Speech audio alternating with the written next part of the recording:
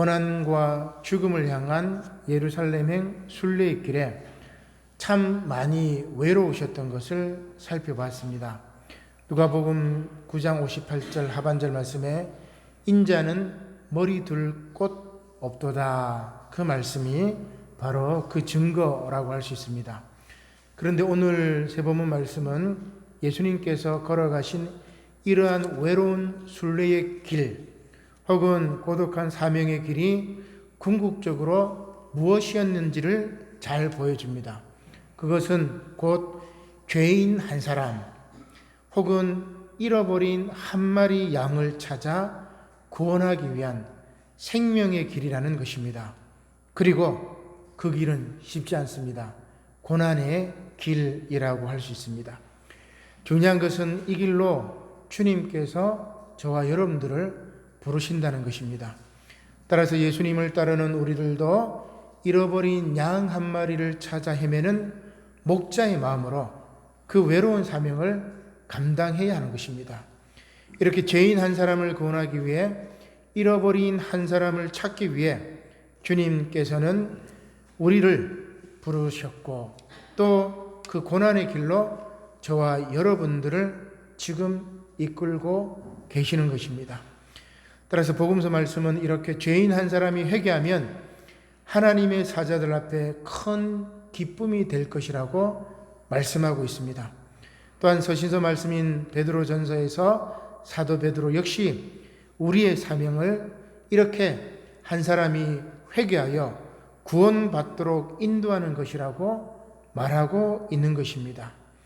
마지막으로 구약의 말씀 예레미야서를 통해 잃어버린 이들, 곧 멸망당한 이스라엘의 회복과 하나님의 놀라운 축복을 노래하고 있습니다.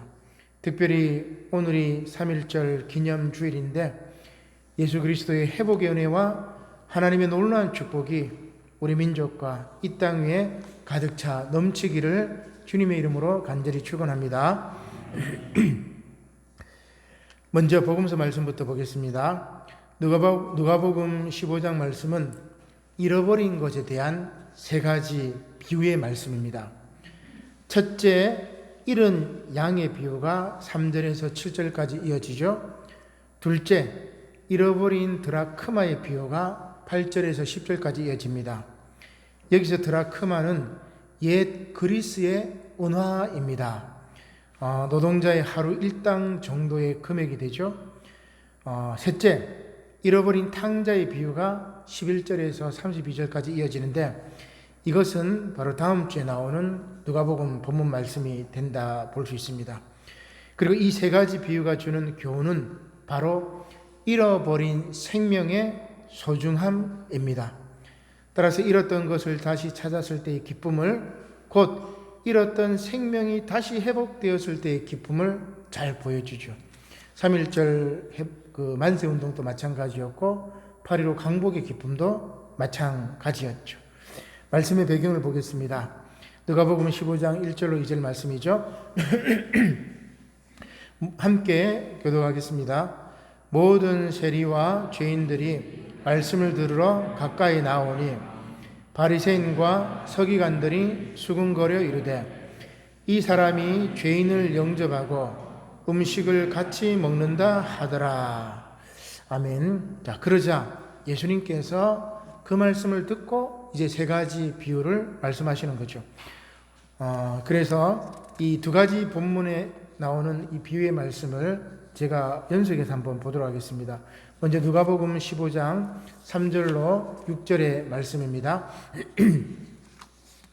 예수께서 그들에게 이 비유로 이르시되 너희 중에 어떤 사람이 양 100마리가 있는데 그 중에 하나를 잃으면 99마리를 들여두고 그 잃은 것을 찾아내기까지 다니지 아니하겠느냐. 또 찾아낸 즉 즐거워 어깨에 메고 집에 와서 그 벗과 이웃을 불러 모으고 말하되 나와 함께 즐기자. 나의 잃은 양을 찾아내었노라 하리라. 자, 그 다음 누가복음 15장 8절로 9절의 말씀입니다. 어떤 여자가 10 드라크마가 있는데 하나를 잃으면 등불을 켜고 집을 쓸며 찾아내기까지 부지런히 찾지 아니하겠느냐. 또 찾아낸즉 벗과 이웃을 불러 모으고 말하되 나와 함께 즐기자. 이런 드라크마를 찾아내었노라 하리라. 이렇게 얘기합니다. 그래서 이제 드라크마 은전 모습인데 우리 그 지혜의 여신 아테네 여신의 이 얼굴 옆모습이 있고 뒷면에는 아테네 여신을 상징하는 올빼미가 이렇게 새겨진 은하라고 할 수 있습니다. 우리 돈으로 한 5만 원, 한 7만 원 요 정도 사이라고 할 수 있겠죠. 그리고 이 각각의 비유에 대한 의미를 예수님께서 설명을 하시는데 이렇게 말씀하시죠. 누가복음 15장 7절 말씀입니다.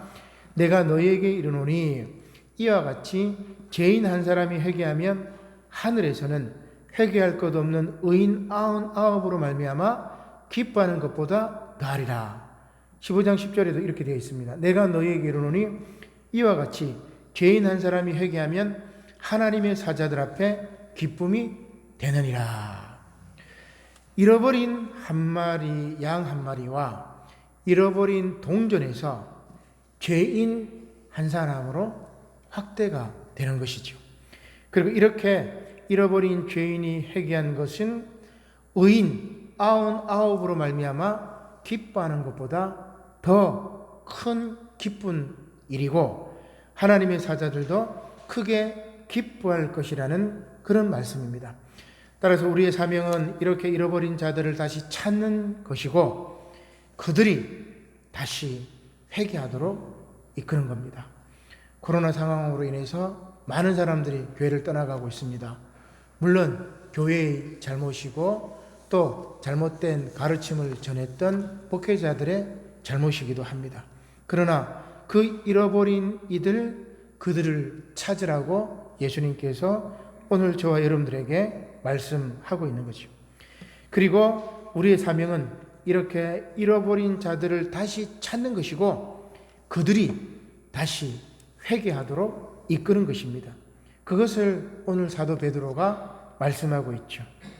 사실 오늘 본문 말씀 베드로전서 2장은 베드로 사도가 말씀으로 거듭난 성도들이 하나님의 백성으로 어떻게 살아야 하는지를 들려주는 그런 말씀입니다. 곧 성도로서 이 세상에서 살아가면서 지켜야 할 의무에 대해서 개인 생활과 사회생활로 구분하여 권면하는 것이죠. 첫째, 개인 생활의 경우는 성화입니다. 거룩한 사람으로 바뀌어야 된다. 산돌이신 예수님께 나아가 하나님이 기쁘시게 받으실 신령한 제사를 드릴 거룩한 제사장이 되라고 권면하고 있는 것이 바로 베드로전서 2장 4절로 5절 전반부의 말씀이죠.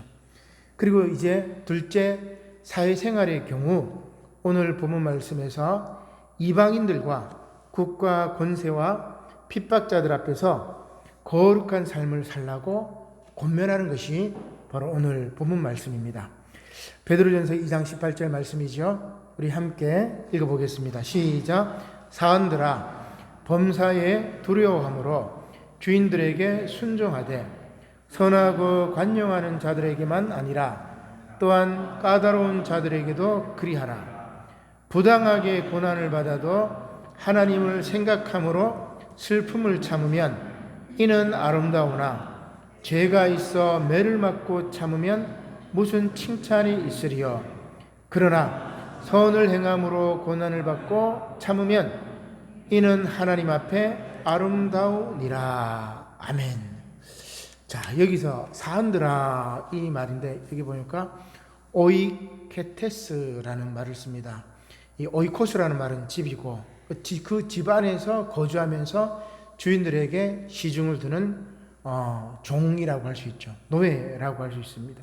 가사종, 가사노예라고 할 수 있겠죠. 우리 조선시대에는 이제 몸종이라고 이렇게 얘기를 하는데 집안에 함께 가는 종이죠. 그런데 이들이 예수를 믿고 그리스도인이 되었습니다. 노예였지만 예수님을 구주로 영접하고 그리스도인이 된 사람들이었습니다. 그런데 사도 베드로가 놀랍게도 이러한 노예들의 해방이 아니라 오히려 집주인에게 야 너희들 순종해라 이렇게 이야기합니다. 게다가 베드로는 또 이렇게 이야기를 합니다. 베드로전서 2장 21절이죠. 이를 위하여 너희가 부르심을 받았으니 그리스도도 너희를 위하여 고난을 받으사 너희에게 본을 끼쳐 그 자취를 따라오게 하려 하셨느니라. 이렇게 이야기를 하고 있습니다. 예수님의 생각이나 혹은 사도 바울의 혁명적인 가르침과는 많이 다르죠. 그죠? 전혀 다릅니다. 우리가 이때까지 했던 것들과 내용이 많이 달라요. 예수님 그리고 바울도 마찬가지고 아주 그 당시에 혁명적인 이야기를 했었는데 사도 베드로는 노예 제도를 인정하고 너희들이 집주인에게 잘 순종해라 이런 이야기를 합니다. 물론 베드로 전서의 상황이 그 상황을 봐야 돼요. 그래서 성경 말씀은 항상 그 쓰여진 상황 배경을 알아야 돼요. 그 맥락에서 주시는 말씀을 우리가 제대로 파악해야 되지, 그 맥락을 배제해버리고 말씀을 탁 받아들이면은 완전 180도로 달라집니다. 이단들이 그걸 잘하고 또 성경이 무지한 사람들이 거기 잘 속아 넘어가는 거죠. 자, 그러면 베드로 상황은 무엇이냐? 베드로 상황은 교회가 이제 조직화되는 상황이에요. 예수님은 교회를 세우신 건 아니잖아요. 그죠? 바울도 회당을 돌면서 그리스도의 복음을 전했고 또 그로 말미암아 초창기 교회들이 이제 성립이 됐죠. 그 이후에 베드로는 조직화된 교회의 성도들에게 교회 생활, 사회 생활, 개인적인 영성의 생활을 권면하는 말씀이 바로 이 베드로 전서 후서죠. 그리고 이 당시에는 로마의 핍박이 엄청 많이 있었던 시대라고 할 수 있습니다. 자, 그래서 베드로는 그 당시 문화와 상황을 인정하고 말씀을 전한 것도 있겠지만 더 본질적인 것은 바로 예수 그리스도께서 우리의 종노릇 하셨으니 우리도 서로 종노릇 하라는 겁니다. 여러분 놀랍지 않습니까? 교회에 와서 뭐 하라는 말이죠? 종노릇 하란 말이에요.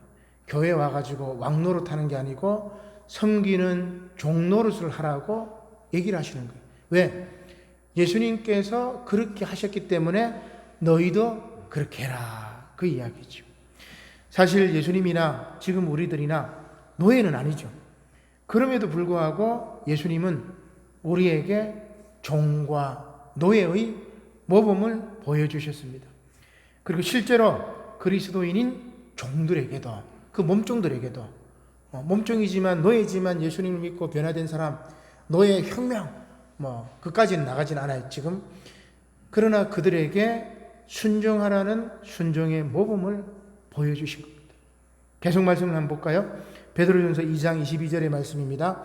그는 죄를 범하지 아니하시고 그 입에 거짓도 없으시며 욕을 당하시되 맞대어 욕하지 아니하시고 고난을 당하시되 위협하지 아니하시고 오직 공의로 심판하시는 이에게 부탁하시며. 그죠? 심판은 누가 한단 말이에요? 하나님이 공의로 심판하시기 때문에 하나님께 의지하면 돼요. 나는 지금 예수님께서 말씀하신 것처럼 순종하고 하나님 말씀대로 살아가고 나를 거룩한 제물로 드리는 것이고. 자, 이렇게 자신의 최선을 다하고 공의로운 하나님께 심판을 부탁하고 그리고 결국 어떻게 해요? 친히 나무에 달려 그 몸으로 우리 죄를 담당하셨으니 이는 우리로 죄에 대하여 죽고 의에 대하여 살게 하려 하심이라. 이 말씀이죠. 너무나 은혜로운 말씀입니다.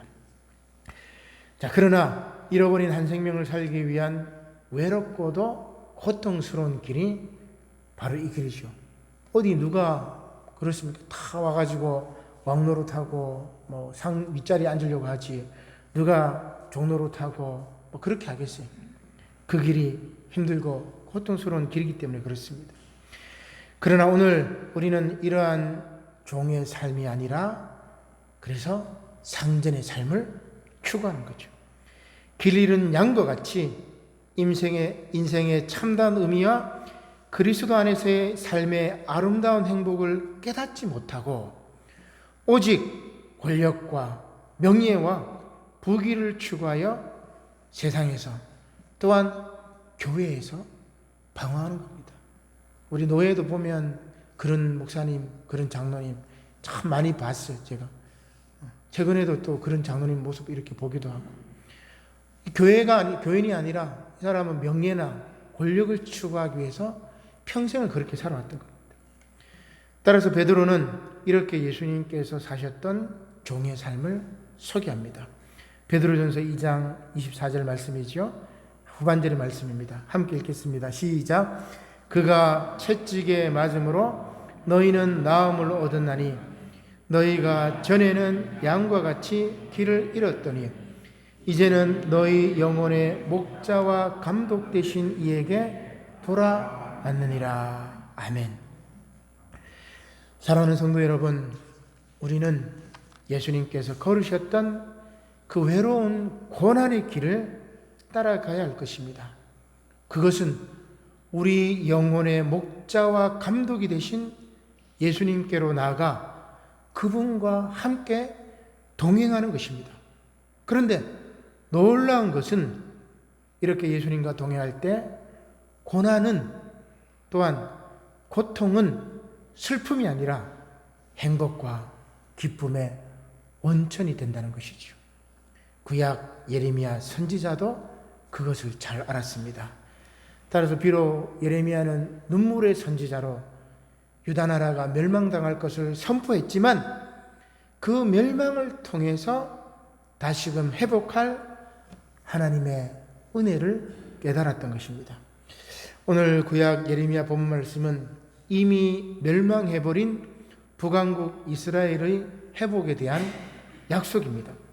물론 오늘 본문 말씀 이후에는 바벨론 포로에서 회복될 남왕국 유다에 관한 메시지도 있습니다. 31장 15절로 30절 말씀이 그렇죠. 그래서 예레미야는 이렇게 선포를 하고 있습니다. 31장 10절로 12절 말씀 같이 읽겠습니다. 시작.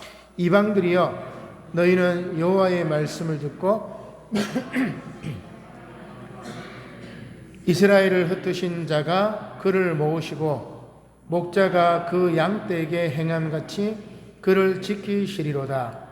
여호와께서 야곱을 구원하시되 그들보다 강한 자의 손에서 속량하셨으니 그들이 와서 시온의 높은 곳에서 찬송하며 여호와의 복 곧 곡식과 새 포도주와 기름과 어린 양의 때와 소의 때를 얻고 크게 기뻐하리라. 그 심령은 물된 동산 같겠고 다시는 근심이 없으리로다 할지어다. 아멘. 무슨 말씀이죠? 하나님께서 지켜주신다는 말씀입니다. 이스라엘은 물된 동산 같은 심령이 될 것이며 다시는 근심이 없을 것이라고 축복하는 것이죠. 이를 위해 필요한 것이 바로 우리들이 죄인을 구원하시고자 고난으로 우리를 부르시는 예수님의 음성을 듣고 순종하며 그 길을 가는 것입니다. 그리고 그 길에서 남녀노소 모두가 기뻐 춤을 출 것입니다. 예레미야가 이렇게 이야기를 합니다. 31장 13절이죠. 같이 읽겠습니다. 시작. 그때에 처녀는 춤추며 즐거워하겠고 청년과 노인은 함께 즐거워하리니 내가 그들의 슬픔을 돌려서 즐겁게 하며 그들을 위로하여 그들의 근심으로부터 기쁨을 얻게 할 것임이라. 내가 기름으로 제사장들의 마음을 흡족하게 하며 내 복으로 내 백성을 만족하게 하리라. 여호와의 말씀이니라. 아멘. 앞서 말씀드린 바와 같이 오늘은 3.1절 기념주일입니다. 3.1절은 대한민국의 국경일이죠. 일제강점기였던 1919년 3월 1일 토요일, 음력으로는 1월 29일이 되네요. 그날 독립을 선언하고 대대적인 만세 시위를 벌인 독립선언일이자 대한민국 헌법에서 명시한 헌법 이념인 3.1운동 정신의 탄생을 경축하는 날입니다. 이승만 대통령 당시에 우리 한번 화면을 넘겨볼게요. 여러분 잘 보이시는지 모르겠는데 1948년 9월 1일 발행된 대한민국 간보 1호입니다. 간보 1호. 관에서 발행한 신문이겠죠. 여기 보니까 이승만 대통령이 뭐라고 얘기했냐면은 이 발행일이 언제냐면은 대한민국 30년 9월 1일, 그러니까 대한민국 건국 30년 9월 1일. 그래서 1948년이 돼요. 그러면은 30년 전이면 언제입니까? 1919년을 말하는 거죠. 그러니까 이승만 대통령도 대한민국의 건국은 3.1 정신을 이어받아서 임시정부에서 4월 11일 대한민국이 건국되었다고 간보에서 이렇게 쓰고 있는 겁니다. 대한민국의 건국을 인정하고 있는 거죠. 3.1 운동의 정신을 이어받아 4월 11일 상해 임시정부에서부터 시작되었던 것을 인정을 합니다. 3.1 운동은 세계에서도 비슷한 예가 많지 않은 대규모의 집단적 저항운동입니다. 이 운동을 기점으로 이제 동아시아 쪽에 이런 운동들이 많이 일어나지요. 광복에 대한 한국인의 염원과 일본 제국주의의 만행을 만천하에 알린 사건입니다. 3.1 운동은 오늘 베드로 사도의 말처럼 이방인들과 또 일제의 권세와 핍박 앞에서 거룩한 비폭력적 만세 운동이었습니다.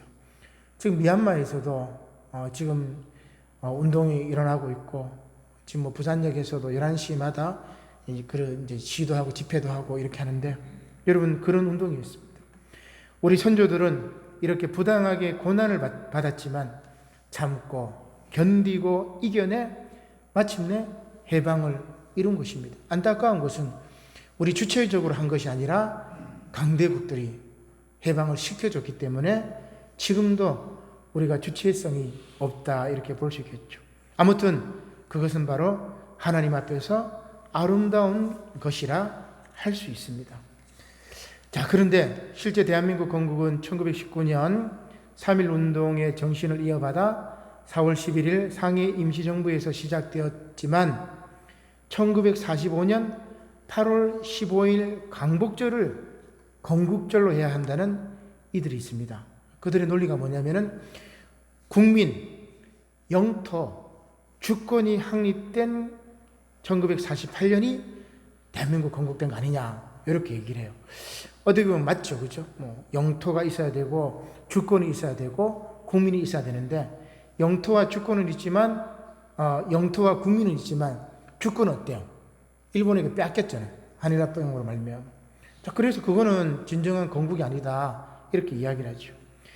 그러나 광복절이 건국절이 아닌 이유가 바로 3.1절 정신과 관련이 되어 있는 거예요.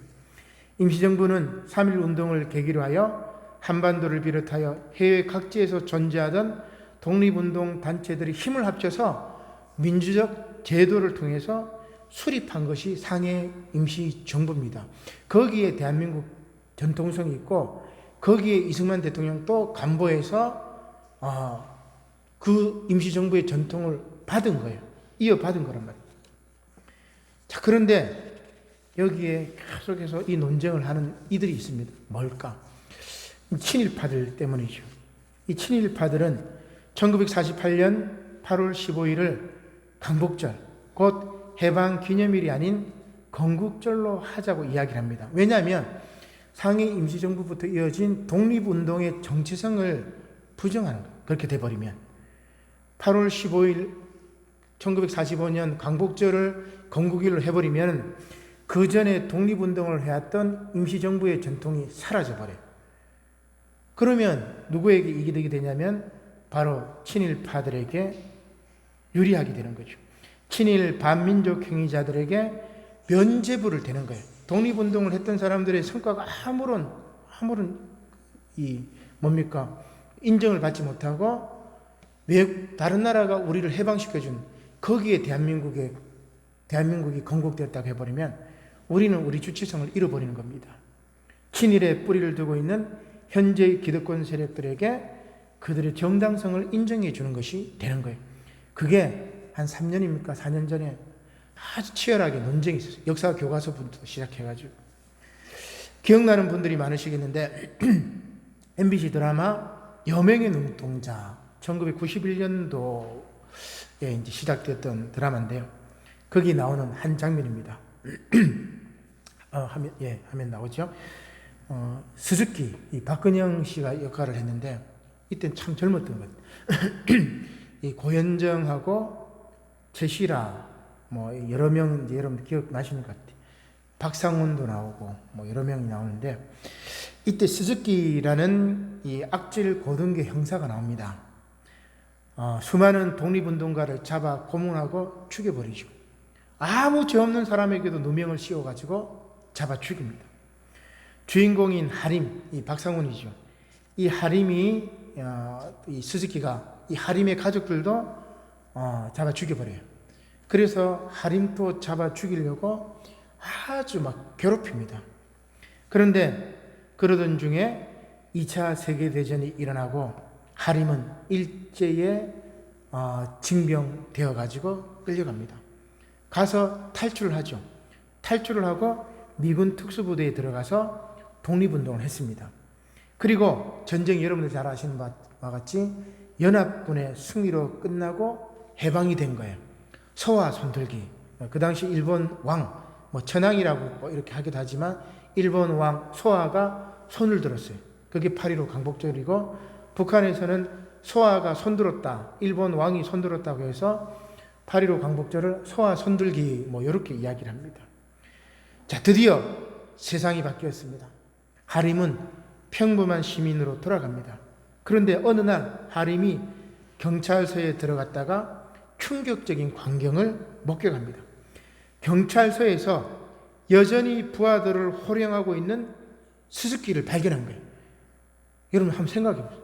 아마 우리 나이 연세 드신 분들은 어린 시절 때 뭐 이렇게 기억나시겠지만 일제 순사가 오면 막 겁을 먹었잖아요. 그런데 해방이 된 다음에도 일제 순사가 경찰이 된 눈이 뒤집어 돌아간 하림이 뛰어가 가지고 스즈키의 먹살을 잡습니다. 믿을 수가 없어서 소리를 지릅니다. 스즈키! 제가 동영상 이렇게 보니까 그렇게 되죠. 스즈키, 네가 왜 여기 있어? 네가 왜 여기 있어? 해방이 되었어. 스즈키. 해방이 되었는데 이 친일파 앞잡이가 경찰서에서 떵떵거리고 있으니까 기가 막힌 거예요. 멱살을 잡힌 스즈키는 부하들을 시켜가지고 하림을 끌어내려고 합니다. 하림은 무력하게 경찰들에게 질질 끌려가면서 비명을 지릅니다. 그 모습을 보면서 스즈키가 침을 뱉듯이 말합니다. 저런 빨갱이 새끼. 여러분 놀랍지 않나요? 당시에 여명의 눈동자에서 이 장면은 1990년도니까 충격적이었습니다. 우리가 모르고 있었던 것을 드라마가 알려준 것이죠. 사실 친일파는 해방이 되어도 처벌받지 않았고 독립운동을 한 사람들은 빨갱이로 몰려 두들겨 맞았습니다. 그래서 상해 임시정부부터 건국되었다는 것을 인정하기 싫은 거예요. 자기들의 정체성이 탄로날까 봐. 해방이 되었는데 세상이 바뀌지 않았기 때문입니다. 문제는 이것이 드라마의 극적 구성이 아니라 한국 역사에서 실제로 일어났고 지금 또 일어나는 일이라는 것입니다. 재미있는 것은 이 당시에 이제 경찰들이 워낙 이렇게 하니까 무슨 제도가 생겼어요? 검찰이라는 제도가 생겼어요. 그래서 검찰이라는 제도에 기소권, 수사권 다 줘버려요. 그 막강한 검찰 권력이 지금 한 65년 이어져 온 거죠. 그 지금 시대적인 당면 과제는 검찰 개혁이라고 할 수가 있습니다. 그 65년 동안 시작은 경찰 권력을 이렇게 제어하는 것이었는데 65년의 세월이 지나면서 자기 자체가 엄청난 권력이 되어버린 거예요. 그 검찰 개혁이 필요한 거죠. 화면을 한번 넘겨보겠습니다. 이게 이제 어제도 뉴스에 제가 나와서 이제 제대로 돌아가는구나 그렇게 생각했는데요. 최근에 존 마크 램지어 하버드대 로스쿨 교수의 논문이 이렇게 논란이 되었습니다. 이 사람은 일본 법 전공자예요. 역사 전공자가 아닙니다.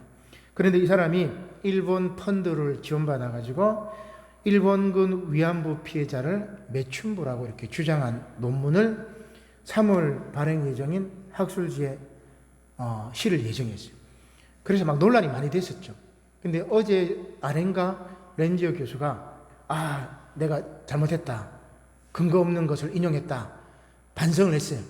그런데 이 논문을 실을 그 학회는 원래 이제 세계적인 학술지 같은 경우는 발간 날짜를 정확하게 지켜야 돼요. 그래서 게재된 논문이기 때문에 인터넷에 공유가 됐기 때문에 출판물로 인쇄를 하겠다. 그렇게 얘기해요. 대신에 반박 글을 같이 실겠다. 뭐 이렇게 이제 진행되는 중인데 이 램지어 교수는 유년 시절을 일본 미야자키현에서 보냈고 전공이 바로 일본 법률이죠. 근데 이분이 뭘 받았냐면은 일본의 국기인 일장기에 그 붉은 태양 주위에 그 이렇게 이 뭡니까 태양 주위에 이렇게 뻗어나가는 거 한번 넘겨보겠습니다.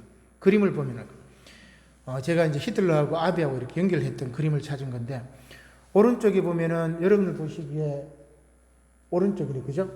일장기에서 햇빛이 이렇게 쭉 빨간 게 이렇게 뻗어나가잖아요. 그것을 뭐라고 하냐면 uk광이라고 이야기를 합니다. 아침 햇살이죠. 그래서 일장기에서 빛이 이렇게 뻗어나가는 요것을 뭐라고 하냐면 우길기라고 해요. 우길기는 일본 군대의 상징적인 깃발입니다. 일본 제국주의가 동아시아 우리나라 쳐들어올 때 저 우길기를 가지고 쳐들어온 거예요. 근데 지금 모델들이 저런 우길기 패션을 입기도 하고 유럽이나 미국에서는 또 그렇게 만들어줘. 일본이 참 교활한 거죠. 어떻게 교묘한 겁니다. 근데 저 우길기는 뭐하고 똑같냐면은 히틀러의 하켄크루즈, 우리 이제 구부러진 십자가로 얘기를 하는데 바로 그거예요. 독일 사람들은 이 하켄크루즈 혹은 제가 최근에 보니까 그 음악가 중에도 그 히틀러가 좋아했던 음악가가 있어요. 바그너라는 아주 유명한 음악가인데 히틀러가 바그너 음악을 너무 좋아해요. 바그너가 아주 영웅적인 음악들을 막 펼치니까. 근데 이 바그너 음악을 독일에서 틀었다고 해가지고 난리가 난 거예요. 왜 히틀러가 좋아하는 음악을 트냐. 이 정도로 독일은 역사 청산을 제대로 해요. 그렇게 역사 청산을 제대로 해도 독일에 있는 분들 이야기 들어보면 그래도 10%는 극우 이념주의자가 있어가지고 히틀러를 추종한대. 우리나라도 마찬가지. 극우 유튜버들, 극우 보수주의자들, 태극기 부대들 뭐 다 있단 말이에요. 그 10%가 있단 말이에요. 독일 같은 경우는 그렇게 하지 말라 역사 교육도 시키는데도 10%가 존재하지만 일본은 뭐예요? 오히려 우길기를 자랑스럽게 짙게 들고 있고 전쟁 전범들을 모아놨던 신사를 참배를 하고 지금도 우리나라를 뭐예요? 경제 문제 때문에 쫙 막 문제하고 독도 문제도 마찬가지고 아주 반성을 하지 않는 그런 거죠. 이 우길장이라는 그 훈장을 받은 사람이 램지어 교수입니다.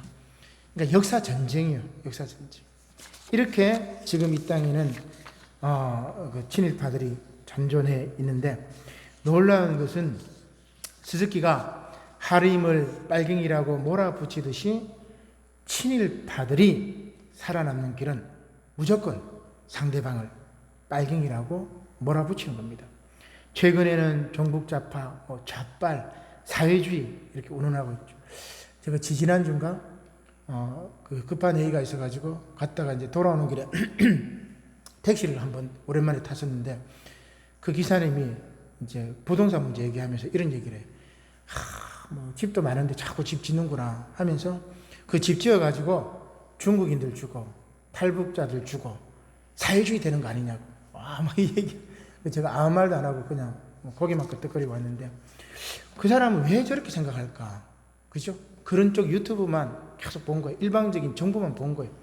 큰 역사의 흐름을 보지 못하고 그 아주 극단적인 정보만 받아가지고 그렇게 한 거예요. 그 택시 기사를 보면서 참 안타까운 생각이 들었는데 지금 여러분 우리 사회가 지금 뭐 사회주의가 되고 뭐 공산사회가 되고 그래 됩니까?